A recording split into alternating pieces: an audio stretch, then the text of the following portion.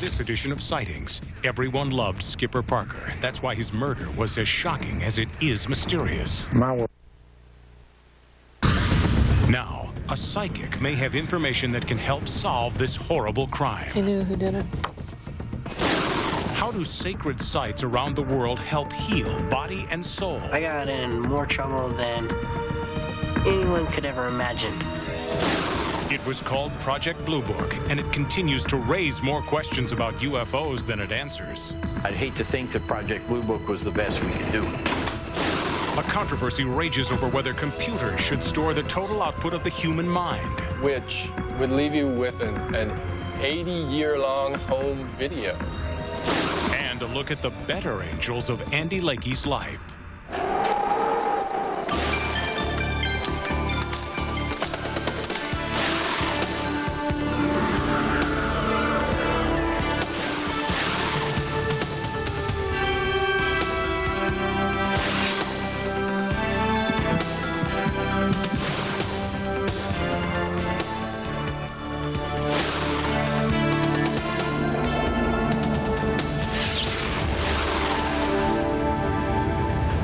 Welcome to Sightings. I'm Tim White.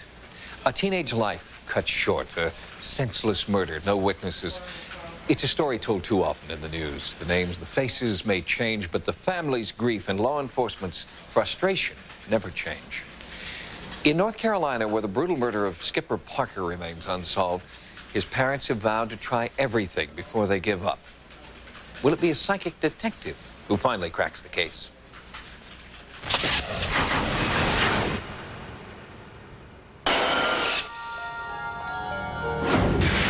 It's very clear to me. I'm experiencing it right along with the victim. It's like a movie in my head. The movie playing in Nancy Meyer's head right now is a true story. With the clarity and impact of a 70mm screen, Myers says she is seeing only what the killers have seen. The death of Skipper Parker. You're haunted every moment that you live and breathe. All you can think about is how or why. How could this possibly happen to your child? You try to protect them and do everything you can to take care of that child. And then one moment, someone can just take that all away from you. The how and why still elude police. Skipper was so loved, so innocent, and his death was so random. It would appear that this young man was on the way to work. While in his truck, he was fired on by some unknown assailant. One of those projectiles struck and killed him. The truck then ran off the road, struck a tree, and came to rest. The last time that we saw Skipper was around 3 a.m. the day that he died. He was extremely happy that morning and very talkative. Did not seem to have a care in the world. Was to report to work at 4 o'clock, and he never made it. Up to now, the police have, I think, to the best of their abilities, done what they can, given with the resources that they have available to them. And it's been tough for our family because we want the answer and we want it now. We've pursued many leads that have led us nowhere, and we've pursued some leads that have given us some information, but certainly not any that has led to the identification of the suspects in the case. The case is still open, the case is still unsolved. The crime shocked everyone in Oak Ridge, North Carolina. Skipper Parker was so well liked, the feeling around town is that the murderer must be a stranger. From the first day that he was born, he came here with boundless energy. He had a real zest for life, and he made a lot of people very happy. Skipper's personality was wonderful. He could befriend anyone. He found the good in everyone. Skipper had just graduated from the Oak Ridge Military Academy, where he'd risen from the rank of private to captain in less than 2 years. He thoroughly enjoyed the regalia, and he enjoyed the camaraderie and the brotherhood of the Corps. He did very well. Greensboro, North Carolina homicide detective John Barrow had been working the Parker murder for several months before Skipper's family asked Nancy Meyer to join the investigation. They were impressed by Meyer's track record. In 20 years as a psychic detective, Meyer claims she has provided new leads in 90% of the cases she's been asked to investigate.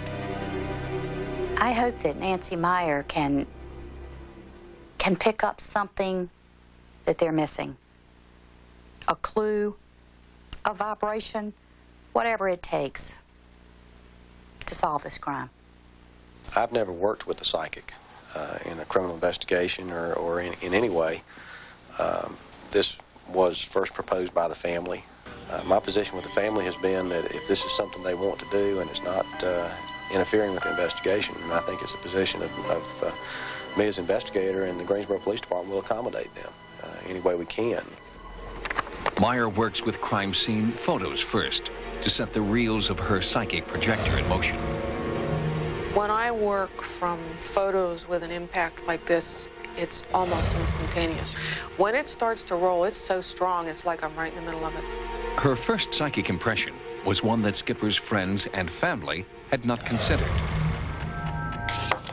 He knew who did it. This was not random. It may look random, but he knew them. Actually, it seems like a sort of a running conflict. Money's involved. From one photograph, a psychic vision of the murder emerged.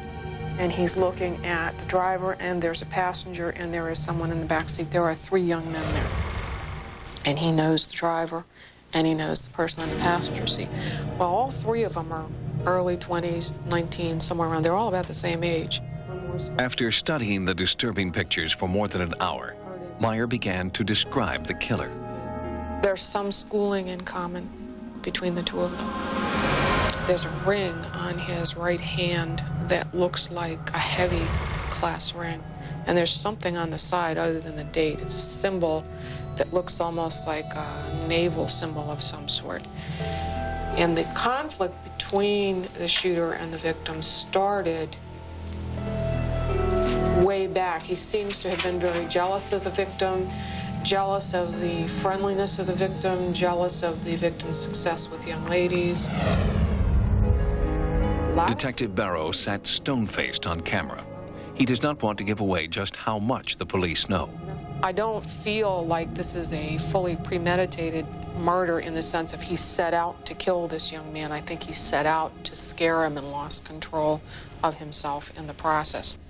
I think she's intuitive, and I think she's perceptive. There are some perceptions, perhaps, that are similar to some information that we already have available, but the accuracy of the information provided will only be borne out based on the investigation. Meyer agreed not to reveal where the case stands now, but said the killer will be caught. I think they've got 2 very good cops on this. You got 2 bloodhounds. They're great. They'll go after it. They're going to dig and dig and dig. And Nancy Meyer was also able to reassure the Parker family that their youngest son was blameless in the brutal attack. I don't feel that the victim holds any responsibility in any way for what happened here. There are victims that put themselves in situations. This young man has done nothing wrong. He's basically a really nice kid. Catching his killer is crucial, but remembering Skipper's zest and joy for life is more important still. He was so special to me. I think anybody that ever knew him will never forget him. My world stopped that day, I can tell you. And that's, we have 3 other children, and that doesn't mean a thing. We love them just like we always did. But we have 1 less now. As the Greensboro Homicide Squad investigates the fresh leads that Nancy Meyer has given them, Sightings will try to keep you updated on their progress. Meanwhile, the search for Skipper's murderer continues. Next, the surprising healing powers of Earth's sacred sites. The sacred sites are wonderful to take the kids to because it gives them a chance to start over and turn over a new leaf.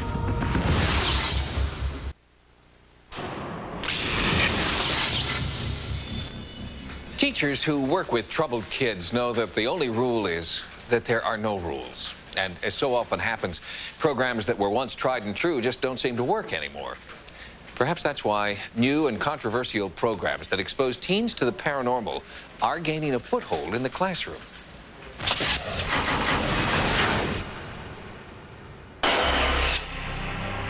What good are ancient mystical practices in a 20th century world of chaos, conflict, and senseless violence? What can shamans or cloistered monks offer to children who aren't even safe in their own neighborhoods? Apparently, quite a lot. In Los Angeles, a foundation called Healing the Causes of Violence has brought in Tibetan monks to teach juvenile offenders meditation and the sacred ritual of sand painting. We introduce the Tibetan culture because one of the things with children like this, their view of the world is quite narrow. In fact, they don't know anything outside of their immediate neighborhood. The firewalk of ancient cultures is now reborn as a way to instill courage and self-esteem in troubled teens. The benefit of walking on fire is the very fact that they are taking more action in their lives and thus taking more control in their lives. And kids with deep emotional problems are being taken to sacred Native American sites. It is here, many of them say, that they feel peaceful for the first time. Sacred sites emit a certain amount of geo-anomaly energy that you're not going to find at other places. And those earth energy frequencies can affect our brain chemicals. And that brain chemistry can make changes in our attitudes, in our actions, and in our health. Bernice Barlow has two careers. She is an Earth Mysteries researcher and writer who has long espoused the healing power of Native American sacred sites. Bernice is also a counselor who works with out-of-control teens. And recently, when she began combining the two into one new therapy, Bernice discovered that the results were magical. Tight-lipped, angry kids began to open up because, Bernice says, the energy flowing from sacred sites can reach into the deepest recesses of the human heart. The sacred sites are wonderful to take the kids to because it gives them a chance to start over and turn over a new leaf and kind of wash away everything that's been in the past. So take a deep breath and release hurt, anger, confusion. Whatever you want to let go of, let go of. By the time he was 11, Ronnie Pilcher had been in and out of so many schools and residential treatment centers that his mother began to fear that the next stop for Ronnie would be prison. He wanted to run the streets. He wanted to get in and out of trouble. He's always breaking things up. I got in more trouble than anyone could ever imagine because I'd do anything just to get in trouble. My first impressions of Ronnie were that he was out of control, that he manipulated adults, that he liked to get into fights, and that he was going to be a very difficult child to work with because he had no impulse control and he had very little respect, not only for other people, but he had very, very little respect for himself. The McKinley School for Boys in California was Ronnie's last chance, and this is where he met Bernice Barlow. She brought him to this sacred site and showed him the ancient rituals that Native Americans used to ease pain and heal themselves. Make sure all of our rocks are in perfect alignment. And when everything is in line and everything is balanced, things work much better. He found through the earth and through the medicine wheel that he could not only find identity and belonging, but that he could learn life lessons. The American medicine wheel, like the Tibetan sand mandala, is used to teach and to focus thought. The simple wheel that Ron started on just explained nature, explained creation, the women's position on Earth, the men's position on Earth, the duality and the balance. The wheel, for some of us, was a part of us. No matter what, we would be there, and it would listen to our problems. And if you had open ears and you could listen real better, it would tell you what to do about it. Ron used it as a visual. He could actually see on the ground, as the stones were placed out, where he was on the earth and what position that he was supposed to take. He works 8.5 hours. 8.5. He works 8. Dr. Jean Quinn has been a teacher and educational therapist for over 40 years. She believes Ronnie has benefited from Bernice's non-traditional approach. Bernice's program was an all-encompassing program. It included everything that children learn in school, not just taking in all of what children need to learn, but also administering to the needs that the children have missed out on. Some Earth scientists hypothesize that sacred sites emit resonant waves of electromagnetism, a kind of natural biofeedback that can calm the mind and relax the body. Bernice believes that this may be why her students can meditate, think more deeply, and speak more freely here than in a classroom. Think of all the things that you want to let go in your life. And just like leaves on a tree, just watch them float down to the earth.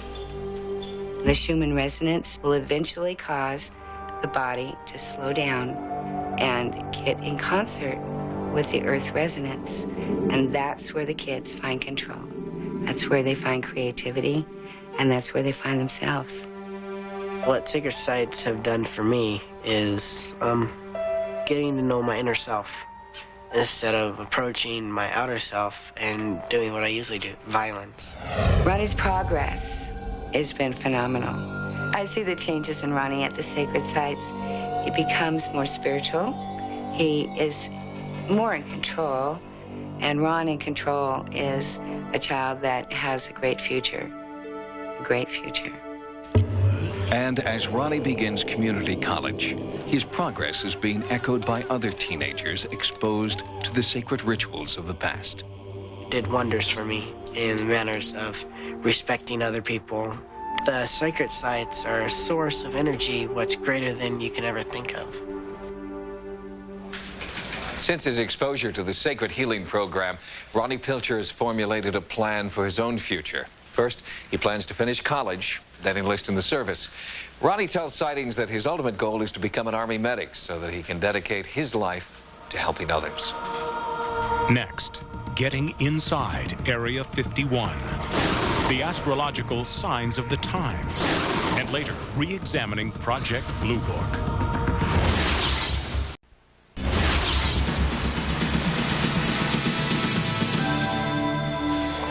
Here are some of the stories Sightings has been following in the news.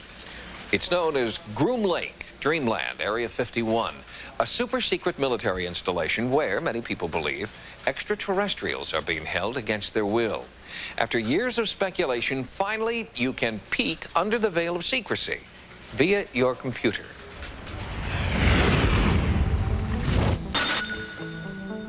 On the World Wide Web, Dreamland Interactive is the closest most people will ever get to entering Area 51. Information on the Dreamland site comes from declassified documents and secret sources, with an ample sprinkling of rumor and conjecture. Longtime UFO researcher Ernie Green has designed the site to resemble a virtual Area 51, where users can explore and then discuss UFO projects. The site also covers a wide array of other UFO-related topics, including aliens, black projects, government disinformation, and abductions. New images are being added all the time, such as this newly discovered crop circle, and more cattle deaths, which some say are UFO-related. Green prides himself on being a hands-on designer and ufologist, and he says he is constantly updating and expanding his site. If you'd like to connect with Dreamland Interactive, the address is www.fordreamland.com.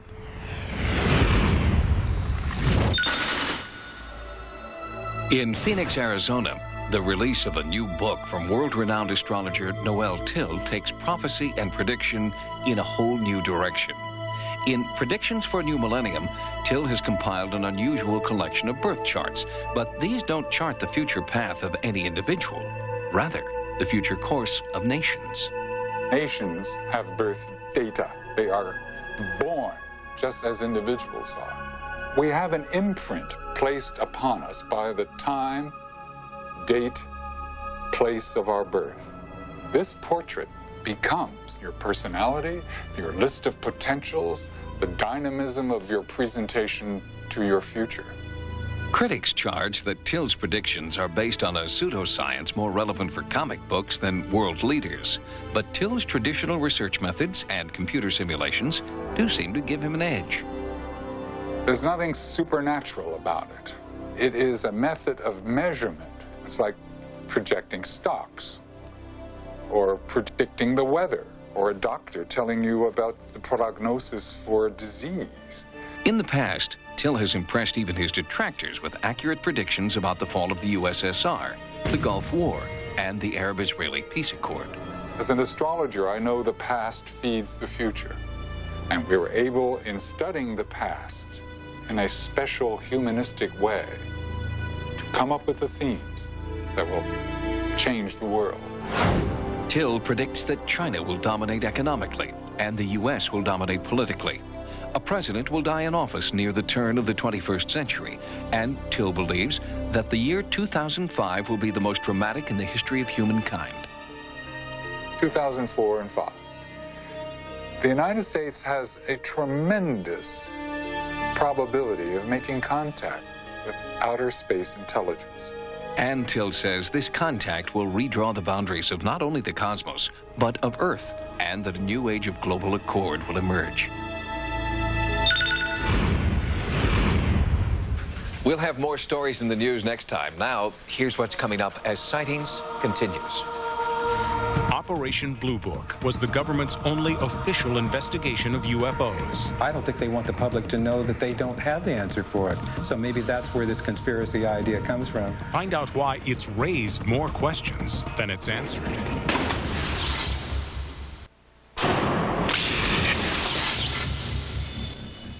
In 1969, the Beatles were in, short hair was out, and the Air Force slammed the door on Project Blue Book, the U.S. government's only acknowledged study of UFOs and extraterrestrials. By terminating official interest in flying saucers and little green men, the Air Force thought that public interest in UFOs would also disappear. It didn't, and it still hasn't.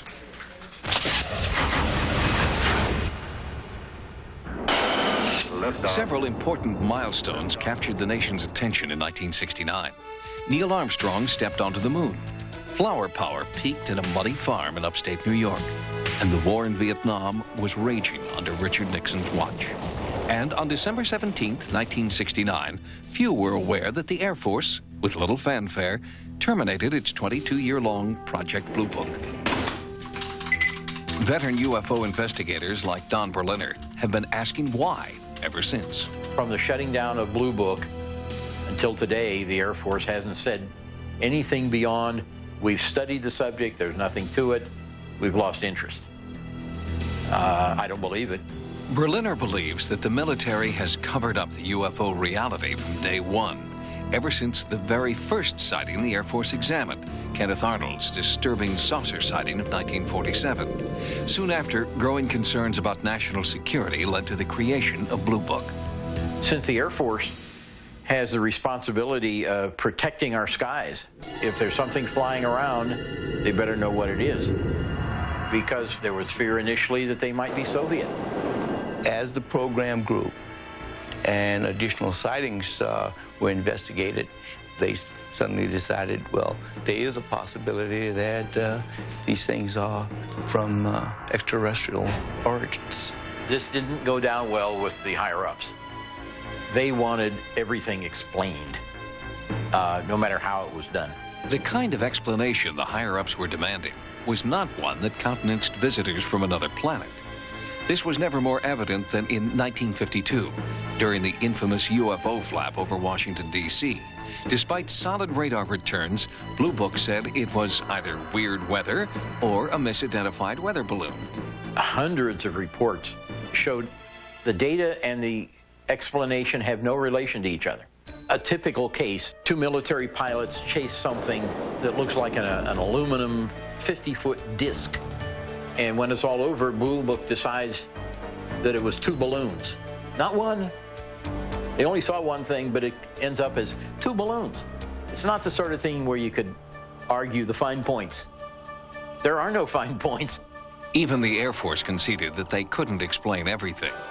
When Blue Book closed in 1969, 5% of all cases were still categorized as unknown. Ufologists say the government is being less than candid about what they really know. But a filmmaker and Defense Department consultant disagrees. I don't see a cover-up. I think that they're very puzzled by this phenomena and can't get a handle on it. And it's sort of like, I don't think they want the public to know that they don't have the answer for it. So maybe that's where this conspiracy idea comes from.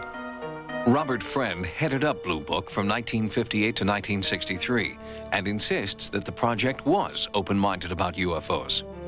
UFOs exist, alien spacecraft, that's another thing. I don't believe all these people are running around reporting things that they imagine. They see something, and that's a UFO. It's unidentified, and it's an object. But that's still not an Air Force mission. The Air Force's concern was whether or not it had any intelligence value and whether or not it constituted a threat to our national security. Ufologists don't believe that Robert Friend is hiding the truth, just that he wasn't in on all the secrets. Whether or not there was a second or third investigation behind the smokescreen of Project Blue Book is still highly debatable. I certainly hope there was. I'd hate to think that Project Blue Book was the best we could do.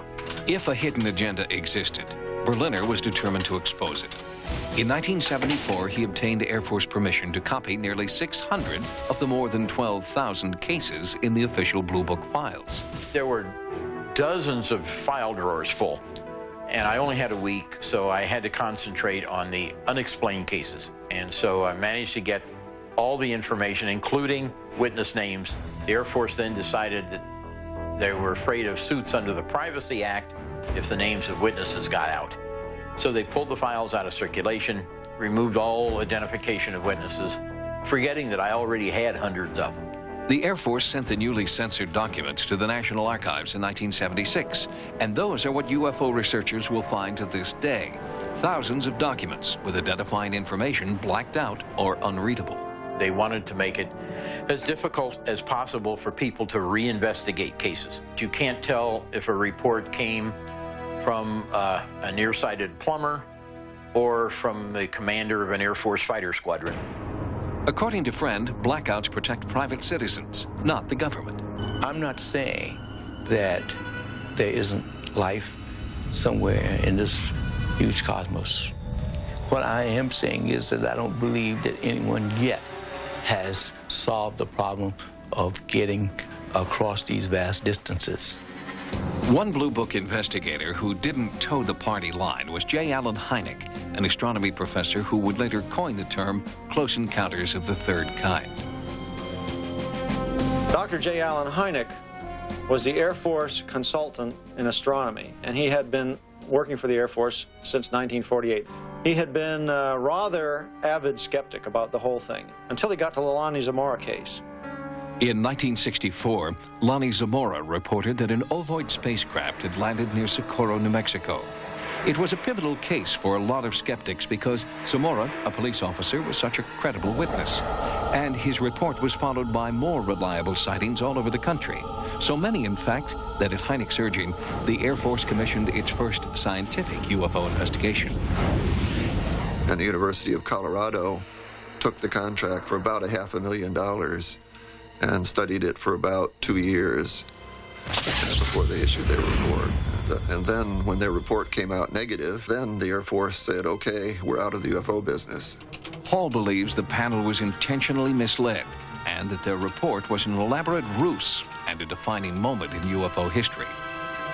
Stanton Friedman defines it as the moment the government alienated millions of its people. Most people think most people don't believe in UFOs, even though all the polls have consistently shown not only that most people do believe in UFOs, but that the greater the education, the more likely to believe in UFOs. The legacy of Project Blue Book is that the Air Force could have done a terrific job of investigating thousands of potentially important UFO cases, but didn't. A ton of information was ignored. But the information is out there, somewhere, and we all have the right to see it, ufologists say. But while researchers continue to unearth evidence of a cover-up, the Air Force continues to insist that UFOs pose no threat, do not advance science, and do not come from outer space. But lingering doubts, even within the hallowed halls of the Pentagon itself, indicate that the death of Blue Book may have been premature.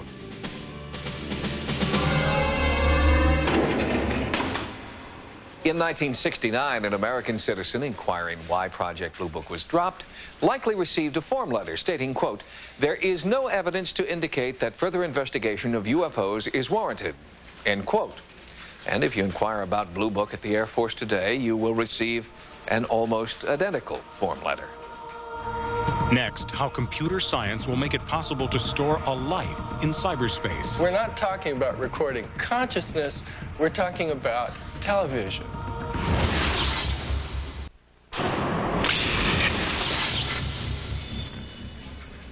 Will cyborgs one day rule the galaxy? Researchers at British Telecom have already conceived of a device that makes a future world of human replicants a distinct possibility. The idea is founded on the theory that extraordinary advances in microchip technology will soon allow you to record for posterity everything you see, feel, and think.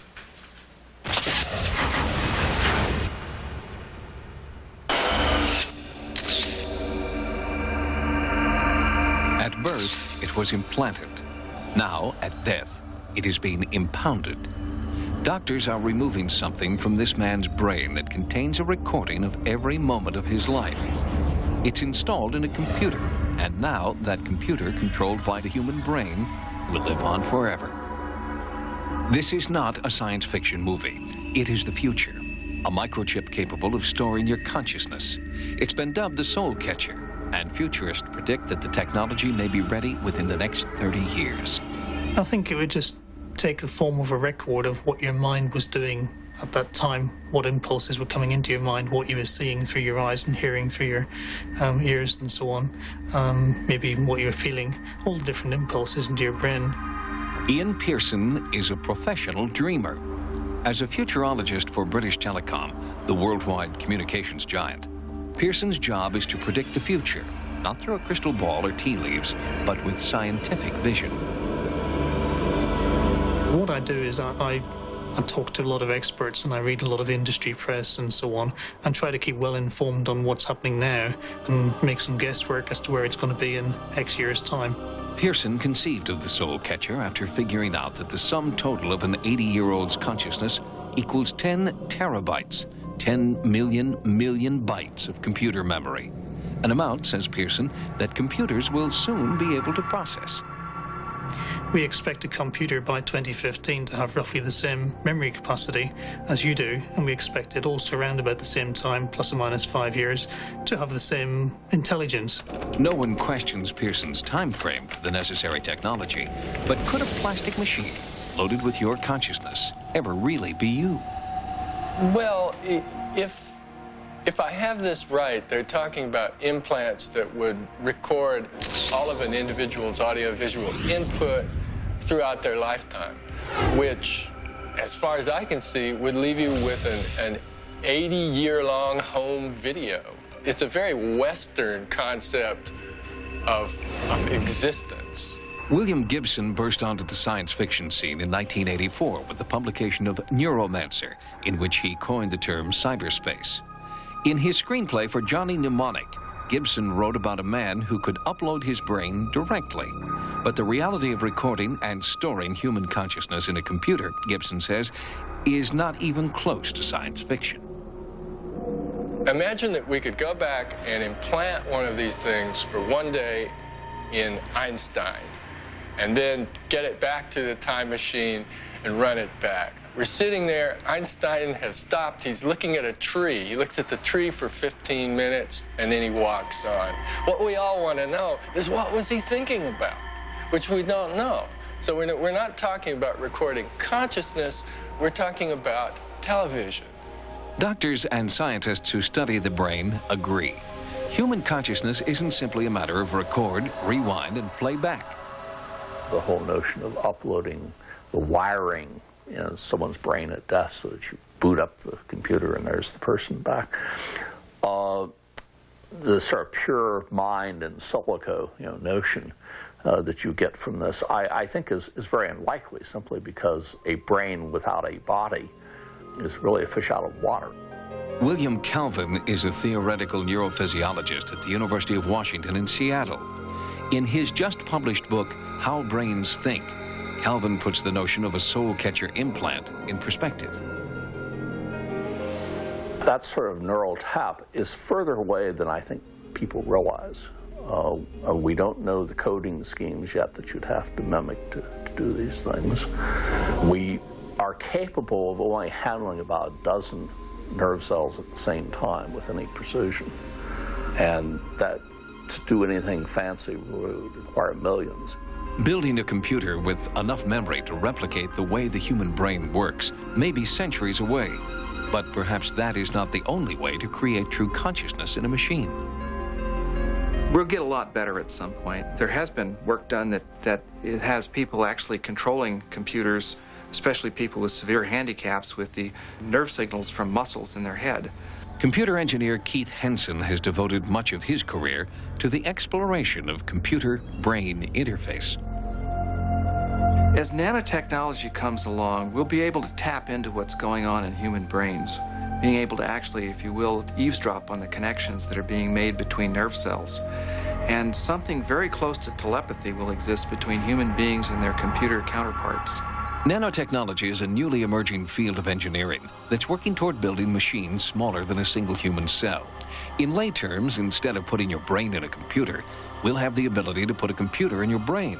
But does an essentially battery-operated brain without a body equal immortality? I would define relative immortality as some sort of ongoing consciousness for me, as opposed to those models in which, say, my consciousness is downloaded into something else, which then becomes immortal. But I have to stand there watching it walk away, and I will subsequently die. So personally, if they can't continue my consciousness from in here, from this point, it's not immortality. While it is true, as William Gibson says, that we know very little about the essence and the mechanics of human consciousness, it is also true that figuring out what makes us who we are is not beyond knowing.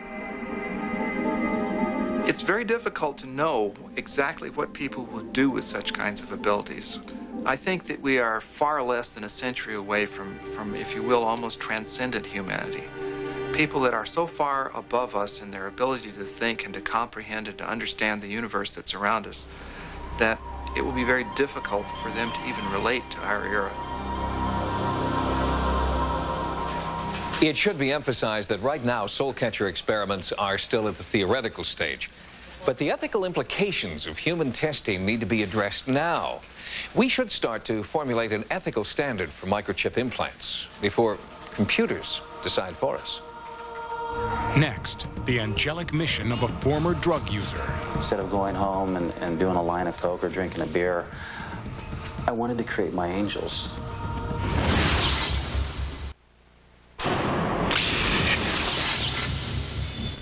On a past edition of Sightings, we introduced you to Andy Lakey. He's an artist and philosopher who's driven by a mysterious desire to paint 2,000 angel pictures by the year 2000. A visit with Andy today finds him still in his studio, but also on the streets, helping kids stay off drugs. He's developed his own unique program because Andy once walked that dark road himself and knows how to fight back and win.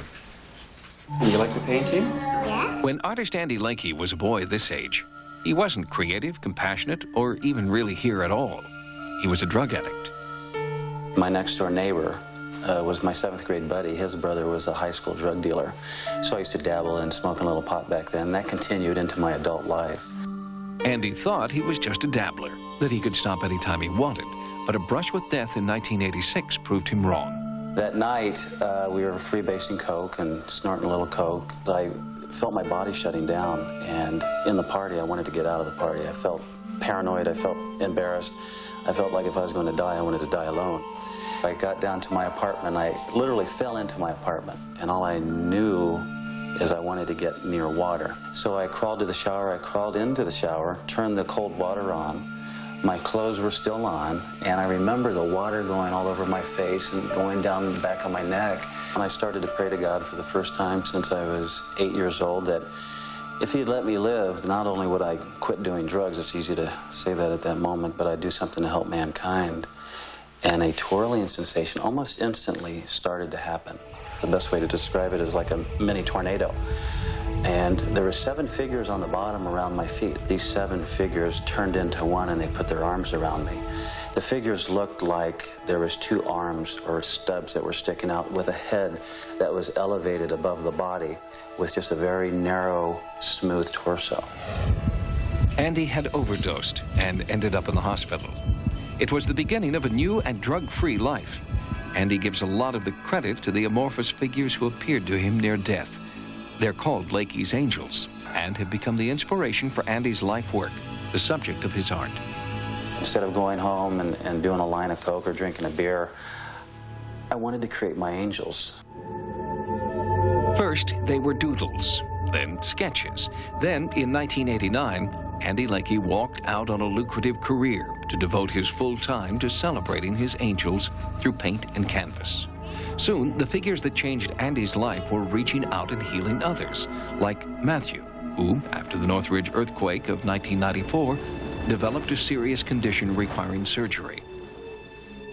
The night before my surgery, there was a special on Andy's artwork and stories about other angels.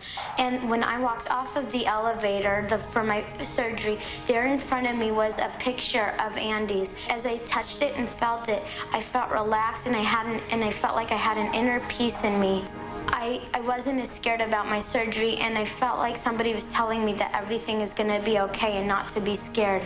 Matthew was not the only member of his family to be transformed by Lakey's Angels. His mother and brother felt the power of the paintings, too. Just feeling those angels, you can feel the power that comes from them, the calmness, the serenity. I believe in angels. I've always believed in them, but the Northridge earthquake, I got so scared I went into my mom's room, and my brother bought me one of Andy's paintings, and it makes me less nervous about the earthquake, and I'm not as scared anymore. When Sightings first brought you Andy Lakey's story, he had just completed 1,000 of the 2,000 paintings he said the angels had asked him to complete by the year 2000. Since then, he has completed 650 more. And just recently, Andy initiated a program to ensure that many of his last angel pieces will make a real difference in the world. Well, if children out there send me a letter, if they're 18 years old or under, in the letter, if they write that they promise they won't do drugs or smoke cigarettes, at least till they're out of high school, I'll send them an original drawing or a painting or a sketch, something originally created by me from my studio. The response to Andy's offer has been overwhelming. I've received thousands of letters from kids from all over America, and it's really exciting when you look at a 9-year-old or a 10-year-old or an 18-year-old saying, Andy, or dear Mr. Lakey, I promise I will never do drugs, drink alcohol, smoke cigarettes, or do anything bad like that. I'm 11 years old, and I want to live until I'm 100. I have always believed in angels. Love, Ashley. So if I can get kids to focus in on their schools and not doing drugs, it makes me feel that, you know, what I went through is well worth it. Andy continues to share his story and his artwork with the world, especially the children who've been touched by Lakey's Angels. He's released an autobiography titled Andy Lakey, Art, Angels, and Miracles. And he has a webpage that Andy hopes will be a permanent ray of hope in cyberspace. I was a person on a path of self-destruction. But today I'm able to focus, and because of my experiences, know that anything is possible in this world. Andy Lakey enthusiastically encourages anyone interested in his program to contact him directly. If you're interested, you can reach Andy via the internet. His address is www.lakeyart.com. If you've had a paranormal experience, please write to us at Sightings. Sightings can also be contacted at America Online at keyword Sightings. Download images, sounds, and QuickTime clips from Sightings episodes. On the internet, access information about sightings and the paranormal at sci-fi.com/sightings. Until next time, remember, no mystery is closed to an open mind. For Sightings, I'm Tim White. Next on Sci-Fi, Dark Shadows. I got 2 more bogeys coming in hot. Let's make them bleed. Matthew Lillard, Freddie Prinze Jr. I love this baby. Wing Commander, Thursday at 9 on Sci-Fi.